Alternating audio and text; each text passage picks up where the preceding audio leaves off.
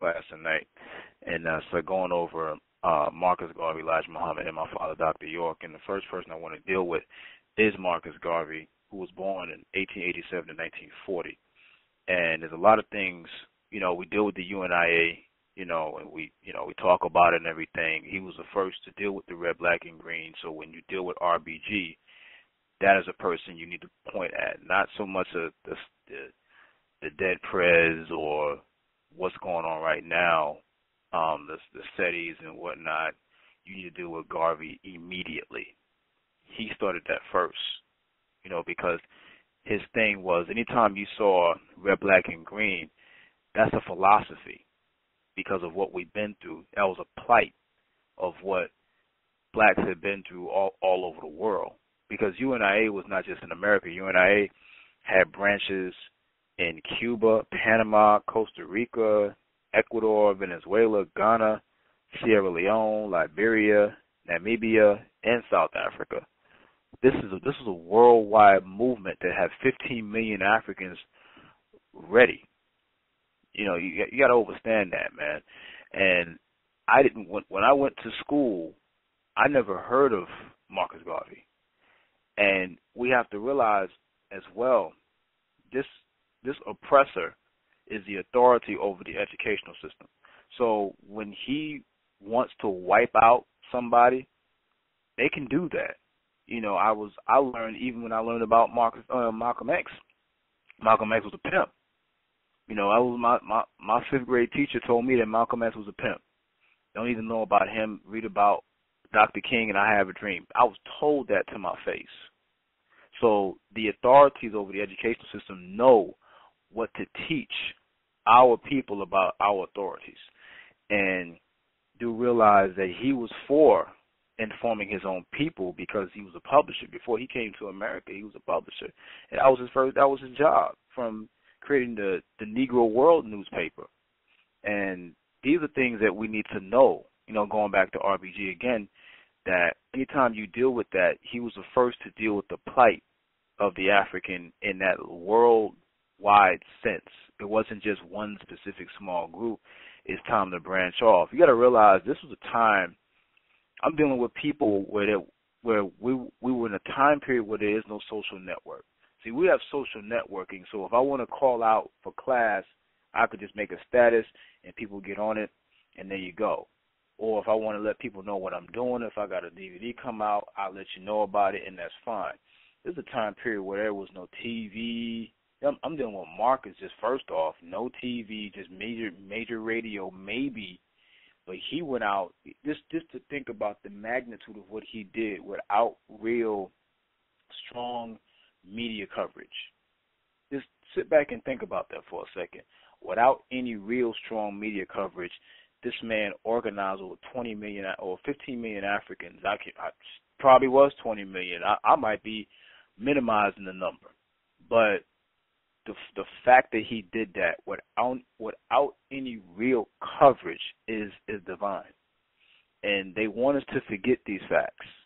They want us to forget these facts because if you start studying this and you start realizing what he did and how many of us he organized, it's hard now to get that many people. It's very difficult because of what we've been through from his time period, from when it was first established in the late 1910s and the 1920s. It's very hard because of what we've been through from that time period. That's over almost a century ago. But what I want to do is I want to write. I'm coming from The Philosophy and Opinions of Marcus Garvey. It was a very important book that I think that everyone should go out and get. But I'm going to read from that at least two of his philosophies for us as a people. And this is from page 52. And I'm just going to read from it. It's short, but I'm going to read from this. It's called The True Solution of the Negro Problem. This is from his writing in 1922. As far as the Negroes are concerned in America, we have the problem of lynching, peonage, and disenfranchisement. In the West Indies, South, and Central America, we have the problem of peonage, serfdom, industrial, and political governmental inequality. In Africa, we have not only peonage and serfdom, but outright slavery, racial exploitation, and alien political monopoly. We cannot allow a continuation of these crimes against our race. As 400 million men, women, and children worthy of the existence given us by the divine creator, we are determined to solve our own problems by redeeming our motherland Africa from the hands of alien exploiters and found there a government, a nation of our own, strong enough to lend protection to the members of our race scattered all over the world, and to compel the respect of the nations and race of the earth. Do they lynch Englishmen, Frenchmen, Germans, or Japanese? No. And why? Because these people are represented by great governments, mighty nations and empires, strongly organized, yes, and ever ready to shed the last drop of blood and spend the last penny in the national treasury to protect the honor and integrity of a citizen outraged everywhere or anywhere.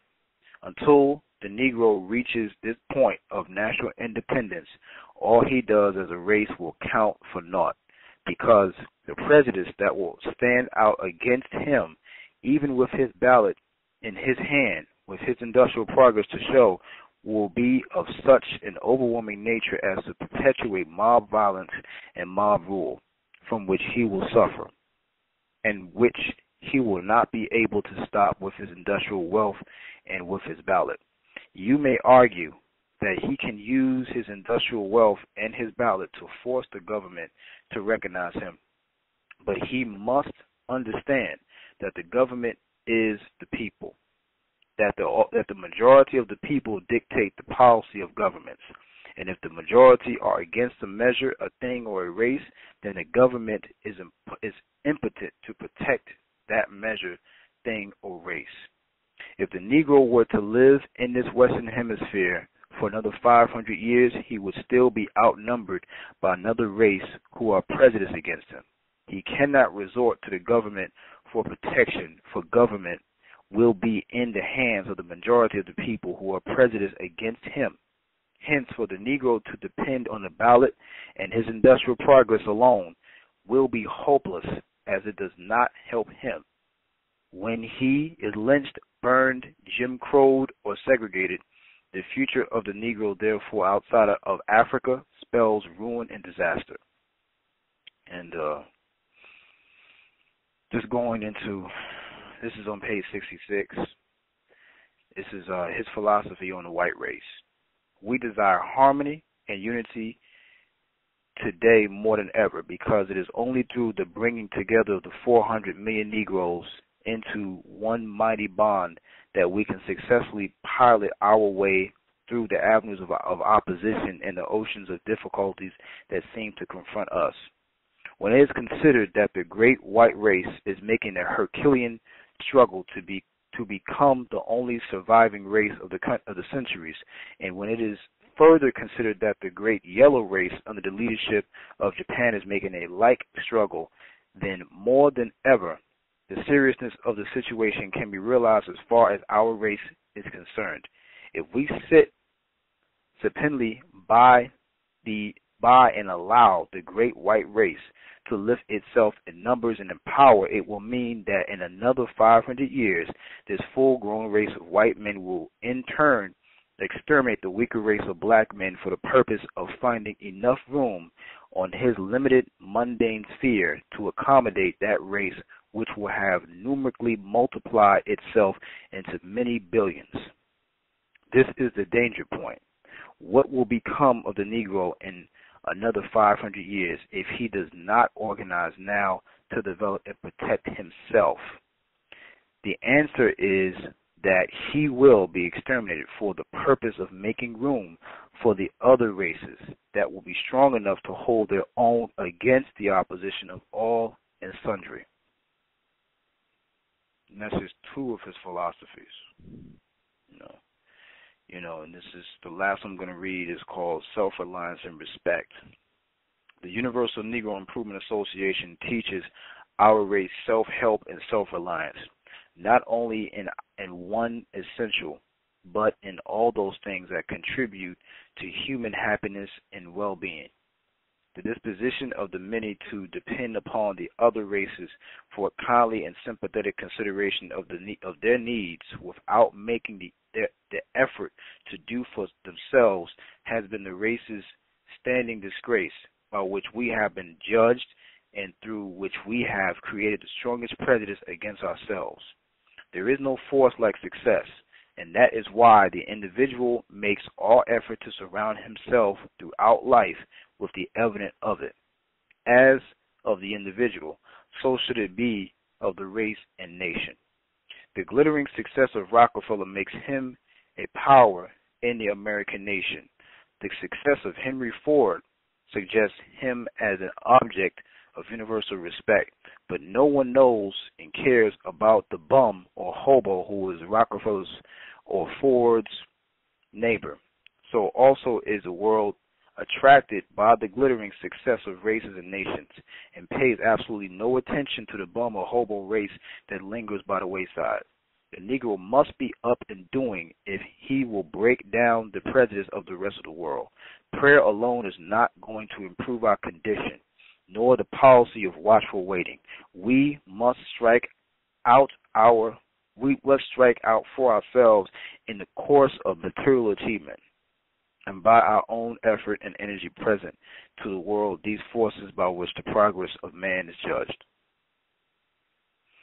And I just read just 3 of his philosophies, or the philosophies from the book Philosophy and Opinions of Marcus Garvey. I don't think that any of that, some wordage was outdated, but none of that philosophy is outdated because we're going through it right now. And until we start to do for self and start to take control of the African race all across this world, then we will be in trouble in terms of extermination and in terms of that, in terms of genocide, because we're at the tipping point of genocide right now, because you have eugenics still going on, you have homosexuality going on, and you have the food and all these things going on, germ warfare and physical warfare. These are things that we face. Do realize that we're at war, that the Ma'afa never ended, and we have to accept that, but we have to put up some form of a fight against it. That's the reality.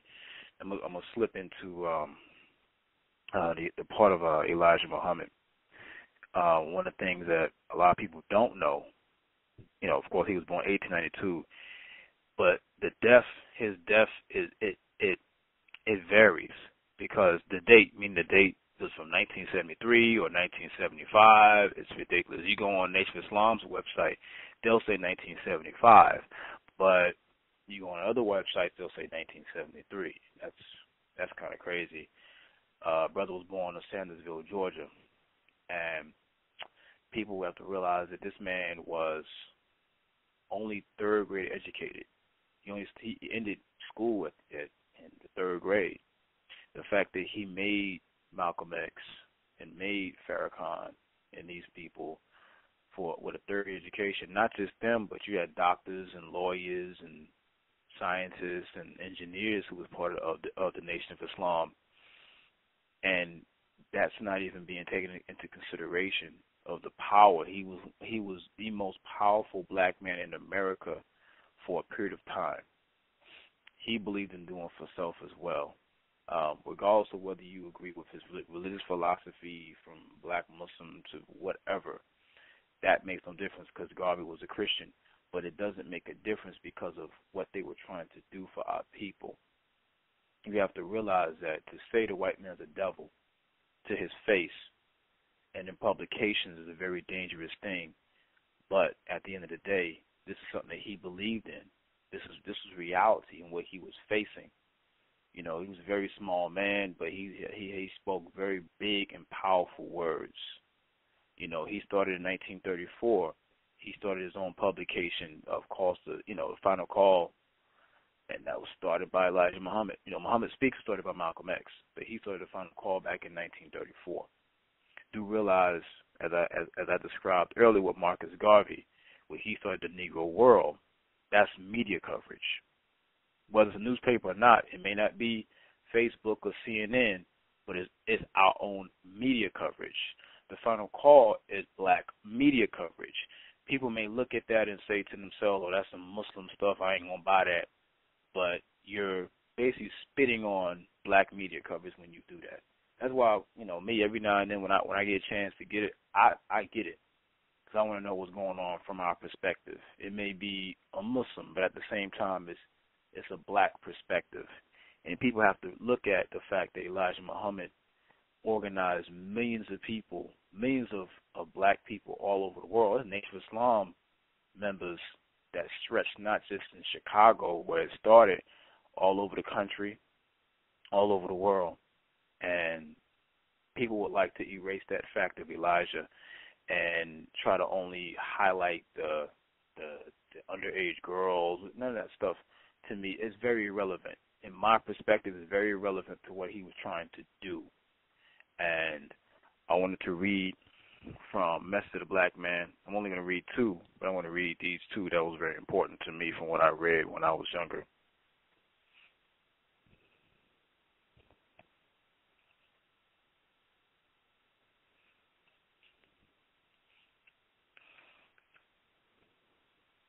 And this is on page 173. This is called the Economic Blueprint. The black man in America faces a serious economic problem today, and the white race's Christianity cannot solve it. You, the so-called American Negro, with the help of Allah, can solve your own problem. The truth must be recognized by the black man. He himself has assisted greatly in creating the serious problem of unemployment, insecurity, and lack. Before the black man can begin to gain economic security, he must be awakened from the dead and gain knowledge, understanding, and wisdom which will enable him to follow my teachings. Islam and only Islam will point the way out of the entanglement of want in the midst of plenty for the followers of Islam, the true religion of the black nation. Know thyself and be yourself. Islam makes a true brother to brother. If this be true, how can a believer be a true brother to another believer and boycott his brother and support the enemy? The believers in truth, Islam, must stop looking up to the white race for justice and take the following steps to correct this problem. Acknowledge and recognize that you are a member of the Creator's nation and act accordingly. This action in the name of Allah requires you as a Muslim to set an example for the laws found, your brothers in the wilderness of North America. This requires action and deeds, not words and lip service. The following blueprint shows the way. Number 1, recognize the necessity for unity in group operations. Pool your resources, physically as well as financially. Stop wanting criticisms of everything that is black owned and black operated. Keep in mind jealousy destroys from within. 5, observe the operations of the white race. He is successful. He makes no excuses for his failures. He works hard in a collective manner. You do the same. If there are 6 or 8 Muslims with knowledge and experience of the grocery business, pool your knowledge, open a grocery store, and you work collectively and harmoniously. Allah will bless you with success. If there are those with knowledge of dressmaking, merchandising, trades, maintenance, pool, and such knowledge, do not be ashamed to seek guidance and instructions from the brother or sister who has more experience, education, and training than you have had. Accept his or her assistance. The white race spends his money with his own, which is natural. You too must do this. Help to make jobs for your own kind. Take a lesson from the Chinese and Japanese and go give employment and assistance to your own kind. When they are in need, this is the first law of nature. Defend and support your own kind. Be true Muslims. Do this. Because the so-called American Negro has been deceived and misled, he has become a victim of deception. He is today in the worst economic condition of North America. Unemployment is mounting and he feels it most. He assisted in reducing himself to his present insecure economic condition. You The black men are the only members of the human race that deliberately walk past the place of business of one of your own kind, a black man, and spend your dollars with your natural enemy. The so-called American Negro has never in the history of America been known to boycott or criticize the white man as he does his own kind. He thus shows love for his enemy and hatred for his own kind. A true Muslim would never boycott the place or business of his fellow Muslim or black brother. A true Muslim is proud of the success of the black sister and brothers. He recognizes that their success is his own success. He recognizes the law of Islam. If one brother has a bowl of soup, you have half of that soup. That's just one. And I'll go into the second one. America is falling, her doom is sealed. I compare the fall of America with the fall of ancient Babylon. Her wickedness, sins is the same as history shows of ancient Babylon. Babylon is suddenly fallen and destroyed. How for her? Take balm for her pains, is so she may be healed. Jeremiah chapter 51, verse 81. What were the sins of ancient Babylon? According to history, she was rich, she was proud, and her riches increased her corruption. She had every merchandise that the nations wanted or demanded. Her ships carried her merchandise to the ports of every nation. She was a drunkard. Wine and strong drinks were in her daily practice. She was filled with adultery and murder. She persecuted and killed the people of God. She killed the saints and prophets of Allah. Hate and filthiness, gambling, sports of every evil as you can practice in America were practiced in Babylon. Only America is modern and much worse. Ancient Babylon was destroyed by her neighboring nations. I warn you to let their destruction serve as a warning for America. This people has gone to the limit in doing evil as God dealt with ancient Babylon.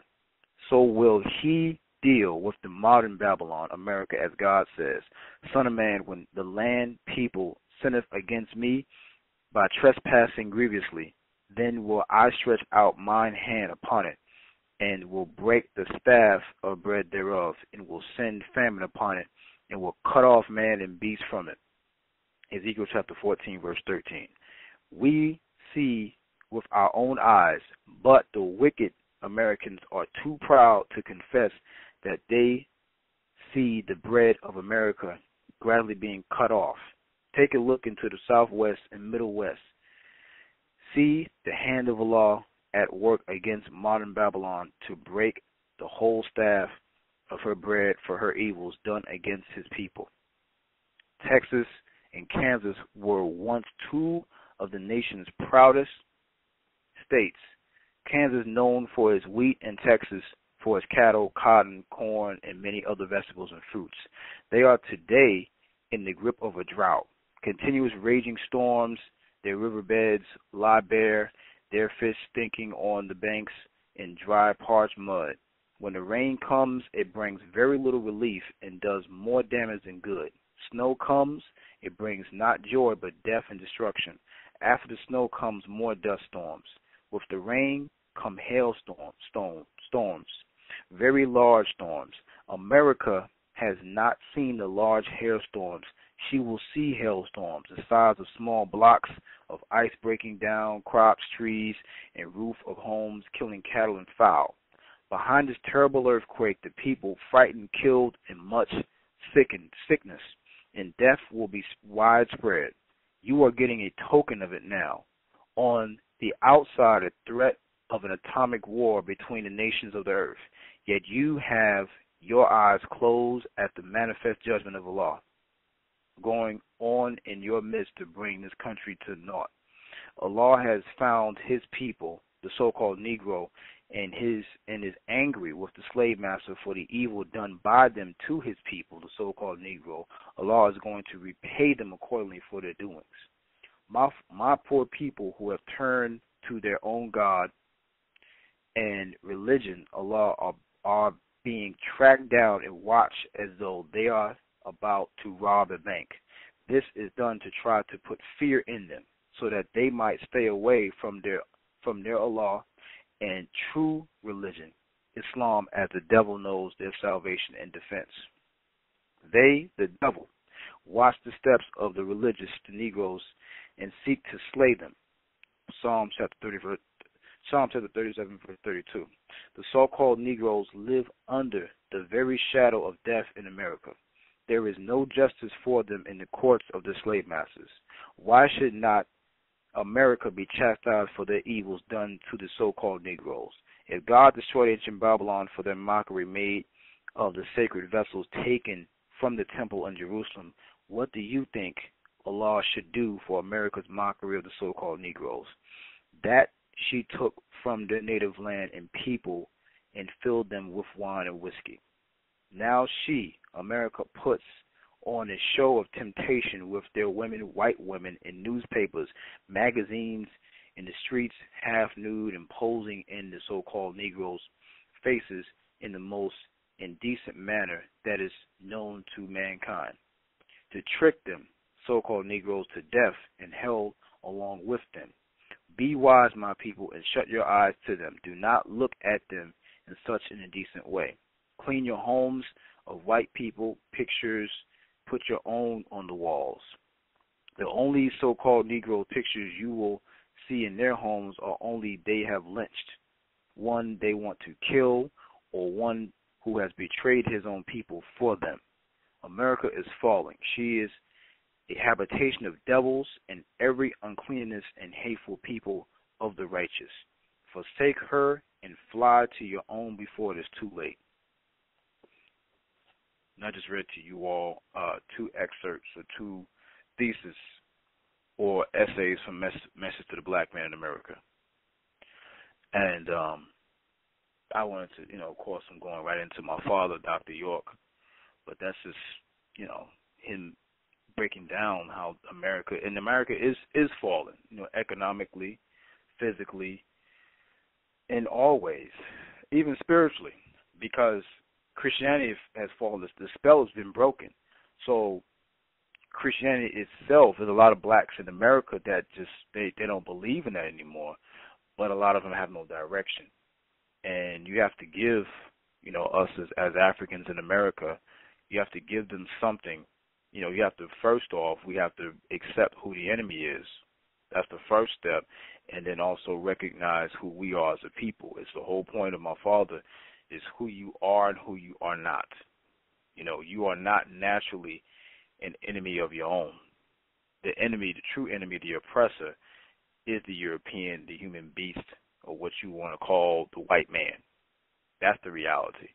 And just going into, my father born 1945 to present, he's serving a situation that is he should not be in. 135 years in prison for doing absolutely nothing but helping his people. People don't know the movements that he started from, starting from just an abandoned building, teaching in abandoned buildings in Brooklyn, Coney Island, to starting the Ansar Allah community in Brooklyn, and these Ansar Allah communities all over the world, all over the United States, all over the world. You name it, we were there. And that needs to be known of what he did.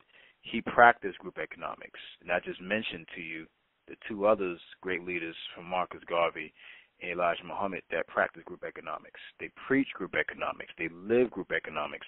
And my father lived group economics until his situation he's dealing with right now. The whole point of it is to invest in self. The next word for is susu, but it's to invest completely in self. His thing was, I'm not gonna deal with what's going on in terms of I'm not gonna argue with y'all forever.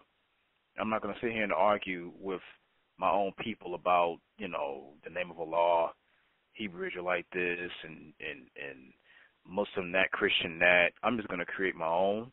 And you're either going to walk with me or you're not. And more than likely, they didn't. So he got people of like mind to go from Brooklyn to upstate, which is Mount Zion, You know, he generated millions and millions of dollars. My father was a very wealthy man for a very long time from just investing, just starting from investing in self, you know, and going from Mount Zion, as you know, the Catskills to what we had in Eatonton, Georgia, on the land of Atum-Re, Egypt of the West. He practiced group economics to a T. The whole thing was, look, you know, F what they doing, we finna do for self completely. And what we did on that land was when we went out, you know, we fought for the women and children. We made money for the women and children. This was daily. You know, you got brothers that they can't even fight for themselves, and we fought for our own every single day that we lived. You know, his legacy really can't even be described. My father's Dr.York legacy can't even be summated. You really can't put it out there. You can say 500 books and, you know, taught over 1,000 different lectures since the early 70s and whatnot, but it really can't even be summated and can't even be, you know, you can't even put out a subtotal or put out a thesis or a paragraph, even a book about him to really describe exactly what he means to us as a people. People would like to hide that fact. People would like to character assassinate him to turn him into a pedophile, which he is not. And that is the problem, is that we are now seeing our authorities from the eyes of the European, the eyes of the oppressor. That's one of the main things that has to change, is that's part of the spell, is that I see my own people as a detriment and not see them as my family. That's the biggest thing that we have to stop doing, is that I highlighted 3, from my perspective, the greatest black leaders that we ever had, because we realize the authorities are trying to erase their memory from our memory.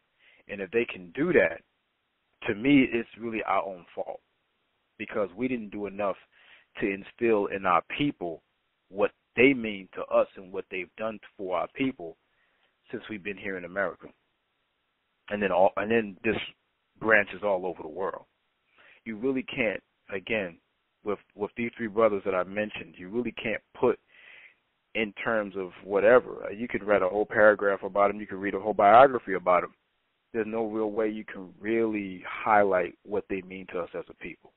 You know, and then going into my father, Dr. York, there's really, you know, it's just the impact that he had on so many different people's lives is, you know, it's divine. The thing is, his thing was, look, you know, it's fine, you want to go get you a job, but try to create something for yourself and your family so that you can have a legacy to leave, not what the Bible says, but for what you created. The book of life is something that starts when you get up in the morning, and you create that for your family to see. That's the bottom line. We can't be stuck in the oppressor's book to define to us, our people, who other people are. Because, again, the image of God, which is one of the main things that he has been stressing for years, you have to erase the image of God as a white hippie somewhere. That is ridiculous, and that's insane. And not just that, but to say he or she or God has no face or no color, when we can go throughout the scriptures and it describes, you know, the recorded evidence of gods walking the planet, walking Ethiopia, years and years before even Egypt was even established. We have to accept that. And when you're accepting that, you're accepting truth. You're not accepting a lie or a fabrication or an ideology or a doctrine. You're accepting fact. And when you accept fact, that puts you above everyone else who is stuck in the oppressor's mindset and their religion. Okay? And we have to be able to see these 3 beings as divine and as the authorities over what we need to do for ourselves right now in 2014. Does anyone have any questions or statements?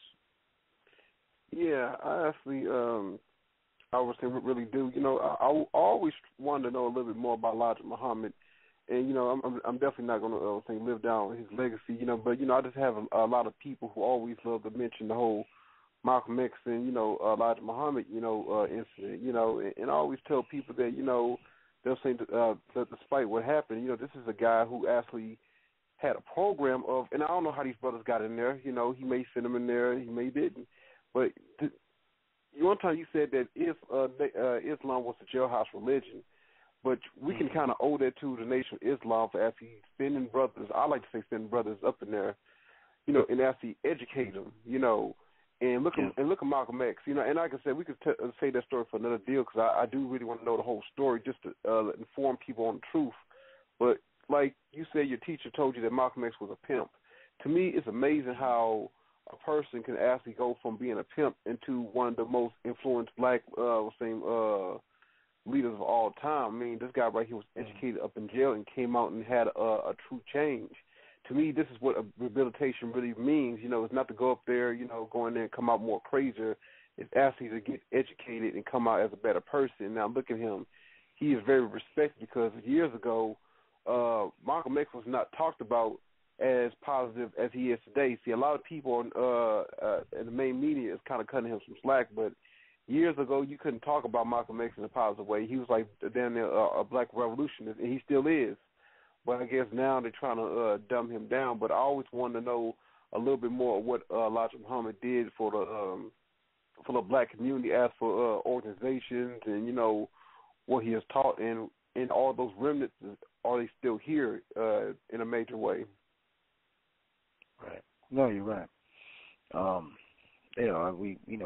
Islam is known as a jailhouse religion. That's fine. I think that at the end of the day, if you can get something like that educates you, that takes you to another level, then that's beautiful. You got to realize that we're going through serious situations, in prison that's, meant for us to die and not meant for us to read, because most of the time, 90% of the prisoners that is in prison now, they don't have any motivation. They don't have anything. They don't educate themselves, and they coming from an animalistic state that they were oppressed into. So they're not going to think in terms of, man, I got to educate myself. A lot of times you're tapped by somebody to read a book, and that helps you. You come out of prison to liberate yourself and other people, and your people. That's a blessing. So I would never say, we make the statement jailhouse religion. That's, I've said that before, but at the same time, that's something that is, at the end of the day, you're helping your own and you help yourself more than anything. It's people can try to blame, Elijah for what happened to Malcolm. I don't. I think that was more CIA than anything. I think that was CIA backed. In my personal point of view, I don't think that had anything to do with him. I think they used people from the Nation of Islam as a cloak to take it away from the CIA, because they can say, well, you can't prove it because you got, Nation of Islam and their blacks killing them in themselves. That can alleviate the enemy from guilt or alleviate the enemy from even any form of blame. So that's a serious situation. We got to take into a fact of, again, the main point of this is to be the authority over what our children will learn about ourselves. We can't allow our children to be educated by the oppressor. You can't allow someone who kidnapped you to read you a book. That's ridiculous. Like, are you kidding me? You're trying to get free. I'm trying to get free from captivity so I can educate myself. I don't want to sit here with this person while they're raping me and reading to me at the same time. That's ridiculous. But we continue that same cycle that we're not trying to change, and that's a sick mindset that we've adopted through oppression in this society. Anyone have any more statements? Yeah, I got something to say. I do something regarding the three men, your father, Elijah, and Marcus. One thing I noticed about that, before you even said this as a topic, something I just thought about in my own head a long time ago. I said, man, those three brothers, they are examples of nation building. And right. if I'm just saying, I'm not saying you got to do it or I have to do it. I'm just saying it as a thought. Like, if someone was to write a book about nation building, those three brothers would have to be at the very top of the list, because Marcus Garvey, I mean, you stated the facts already. Marcus Garvey had 15 million, and we're talking about in the 20s. And then Elijah, what he did, I mean, one thing, I mean, you didn't say, but you know it, everybody know it, he created jobs for a whole lot of people, Elijah Muhammad. And your father was the same thing, him doing that land out there. I mean, no one has really done that here in this land mass. And I just, that's just a comment that I mean, as far as nation building, those three gentlemen, elders, they have to be at the top of the list. And that's all I got to say. It's just amazing the accomplishments that they have all done. And I believe in sometimes it's like a hill, where as far as talking about black culture, it goes up and down. But I believe we got to get back to that, back to the visions that they had. And stating the couple quotes that you mentioned under the philosophies and opinions of Marcus Garvey, some of the words may be dated, but the substance is definitely still needs to be done and took into today. Right. We agree. 100%. You know what? I agree too, because when you look at it, your father, Dr. York, has mentioned most of his books. He has always gave credit to Marcus Garvey and Elijah Muhammad. A lot of people think during that certain time he has said a lot of things about religion, but he actually wrote a book I think on the great Elijah Muhammad, just talking about some of the good and not really bad things. That's like he was a bad person, but just certain mistakes, because every black leader has made mistakes. But when you look at it, that should, like on nation building, like you said, write a book on nation building. That's actually the best order you can do. I mean, look at Marcus. Marcus organized 20 million black people across the world into an organization. Same thing with Elijah Muhammad, and despite what he started communities. And communities, as he blossomed into something big, even though nobody wants to talk about it, but it proves one thing, that throughout the turn of the century, at any point of time, that it was possible. It was possible for having communities like that in the 1920s.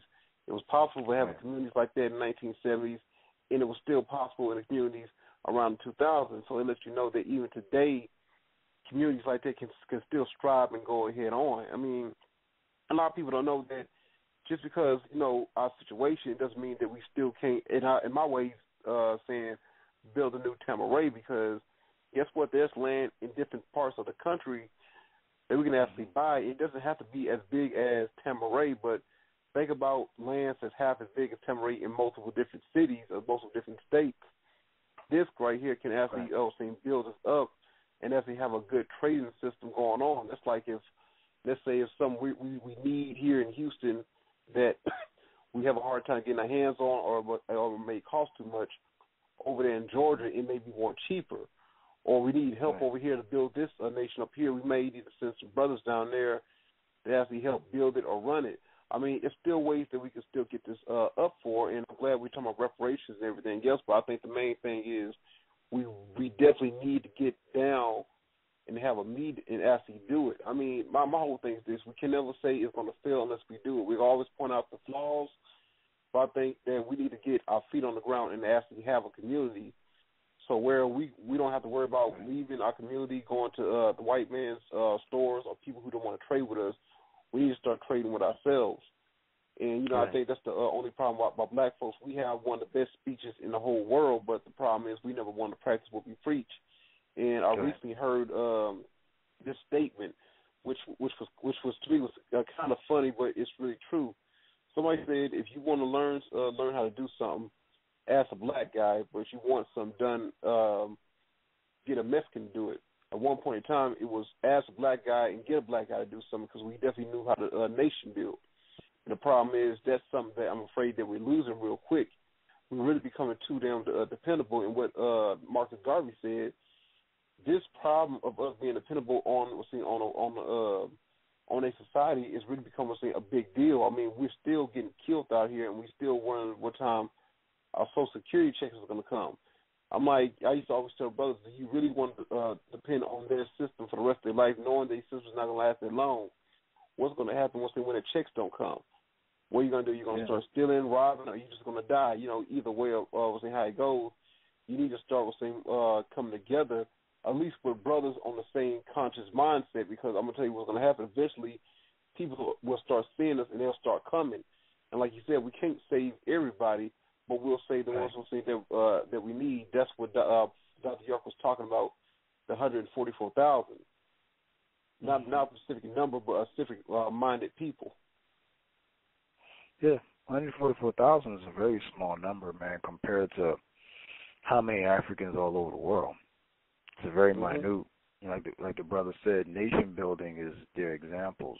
And then my father's biggest thing was nation building. He built nations of people. He built, realize, just think about it from this standpoint. When we went out and propagated from Ansar to Nuwaupu, and we went out and we sold books in the streets, these people who went out and sold books in the streets that was coming from the community imagine what they would be doing if they were not doing that. They would either be homeless or they would be doing something very heinous. He put to work criminals. Same thing with Elijah Muhammad. He put people in job placements. He put people in jobs that they can take care of their families. My father, the same thing. He put people in situations where they can take care of their families. They could feed their family. They could feed their wife and their kids, whereas no one's doing that anymore. There's no group of people there's no black organization that is that powerful. You got to realize he took everything a step further. Every black leader who came out took it a step further than the next. There's nobody out right now that's going to take what my father did and take it that, because he had 476 acres of land that was growing crops, it was growing, vegetables, fruits. We were self-sustained for a very long time, very self-sustained and self-sufficient. It's a nation of black people that didn't have to leave the land for nothing. I mean, I lived on that land for 2 years of my life, and at least 9 months at a point, it was months where I didn't have to leave for anything. Nothing. There was no dependency upon the European at all. Imagine that mindset. Imagine being able to not have to leave something that you own and that you control, and you could be amongst black people thinking like you ain't no fights going on, there's no police sirens, there's clean air, all these things. It's very unimaginable to us in America because, of course, we may have never experienced it, but we being fed so many things, about us and about what's going on, that it just seems like something that can never happen. But my father made a lot of things come true. He made things that would seem impossible for black people to do, was supposed to be career or life second-class citizens. Nation building on a large scale starts with economics, man. If you don't have an economic base, you have nothing. And all three men had an economic base, especially my father, man. This isn't a biased perspective. This is what I'm seeing from what I saw from an Nuwaupuan perspective, and we can't forget these things. We have to. I have no problem writing a book and highlighting the things that all three men did, from my own research, because that needed to be known. Because again, they could erase what we've done from the memory of our kids, and they're starting to do that right now. And we have to take control, even from the Noble Drew Lees of the world to the Clarence 13X, to again Malcolm X, to just brothers like that. The Yahweh Ben Yahweh, the Ben Amin Carters, all these brothers that they want to try to erase, the Deuce Ali's of the world. They're trying to erase these people from our minds and trying to make them just look like they're just cult members, and they've made black people look at cult members as just David Koresh and Jim Jones. So when you hear cult member, that automatically alleviates them, because Yeah, I realize, man, J. Edgar Hoover called, the UNIA a cult. He called Nation of Islam a cult. And, they called us a cult. I mean, what is that having? You mean to tell me a cult is something that for black people, when they call black organizations cults, they were really for upliftment. But we believed everything that they tell us, so automatically we didn't see them as a help but a hindrance. We gotta, I want to leave with this because we have to look at them as examples of what we can do for ourselves. We have to, even if it's small numbers of people, that all we got to do is just say, look, economically, man, when are we going to take control? When is it going to be? We can't wait. We can't pray on it. We got to just put our hands together and get it done. It's the bottom line, man. Bottom line. But I want to leave. This was a long one, but I wanted to really get this information out to people. And I want to say peace to everybody that got on. Peace and blessings. And Wadu.